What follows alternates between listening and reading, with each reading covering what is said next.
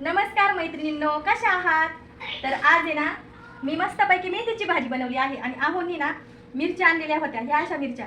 तर मस्तपैकी त्या पिठामध्ये बुडवून अशा तळून घेतल्या. तुम्ही तळतात का अशा पिठामध्ये बुडवून की शेंगदाण्याचा कूट वगैरे घालून करतात? तर मला कमेंटमध्ये करून सांगा कशा करतात तुम्ही. तर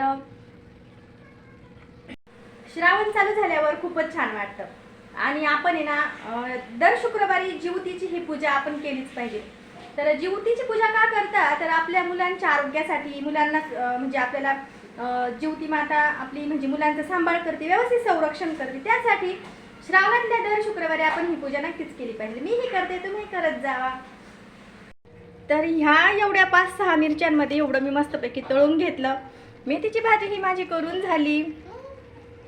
घरातलं स्वयंपाक पाणी आवरून मी आले केंद्रामध्ये. केंद्रामध्ये पहिले औदुंबराला प्रदक्षिणा माराव्या लागतात, त्याही मारून घेतल्या. 11 प्रदक्षिणा मारून घेतल्या तरी चालतात.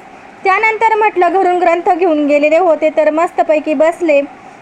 केंद्राच्या परिसरामध्ये जाऊन व्यासपीठही मी घरूनच नेलेलं होतं. तर त्यानंतर ह्या सेवा आहे ना दगदग धावपळ माझी खूप होती, पण मला ह्या सेवा केल्याशिवाय ना अजिबात करमत नाही. काहीतरी चुकल्यासारखं वाटत असतं कायम. तर केंद्रामध्ये ना हवीरद्रव्य वाटायचं काम त्या एका मावशी आमच्या करत होत्या. तर गहू, तांदूळ, थोडेसे साखर आणि तीळ असं हवीरद्रव्य होतं ते. तर त्याच्यानंतर मग हवनाला बसायला सुरुवात झाली. हवन सुरू झालं. एकदमच खूप छान वाटतं हवनाच्या वेळेस. आणि श्रावण महिन्यात हे नवनाथांचं पारायणाचं हवन किंवा घरी आपल्या पारायण हे झालंच पाहिजे. जसं जमल तशी आपण सेवा ही केलीच पाहिजे. माझ्याकडून तर स्वामी करून घेतात जशी जमल तशी.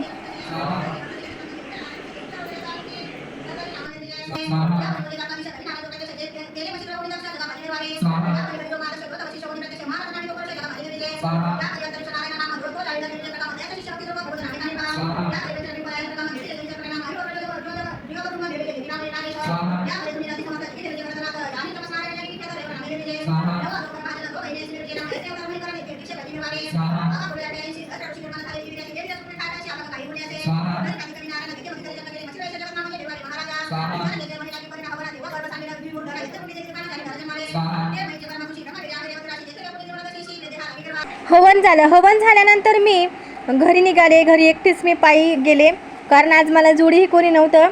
ज्या दिवशी हवन असलं ना त्या दिवशी महाराज माझी नक्की परीक्षाच घेतात. माझ्या जोडी कोणीच राहत नाही.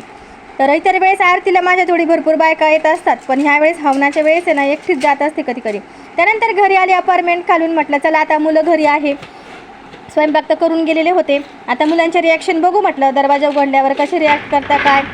तर लेकरांना असं सोडून आहे ना कधी कधी जाऊ पण वाटत नाही, पण काही नाही, हुशार मुलं होऊन जातात. आपण जर त्यांना थोडंसं जबाबदारी त्यांच्यावर सोडली तर ते खूपच हुशार होऊन जातात. त्यानंतर माझ्या पायाला एवढी चप्पल चावलेली होती. आता गेल्या गेल्या मी घरात बसून घेतलं. घर छान आवडलेलं होतं टापटीप मुलांनी भेटू शाळेतून आल्यानंतर. त्याच्यानंतर मग चप्पल एवढी चावली ना तर खूपच डेंजर. त्यांनी चालत असताना एवढं माझ्या पायाला ना चप्पल चावली. तशीच मी आले. आता अनुष्का त्याला तेल लावणार आहे. तेल लाव सोनू. अनुष्का तेल लाव. राहू दे चालू. हां तेल लाव.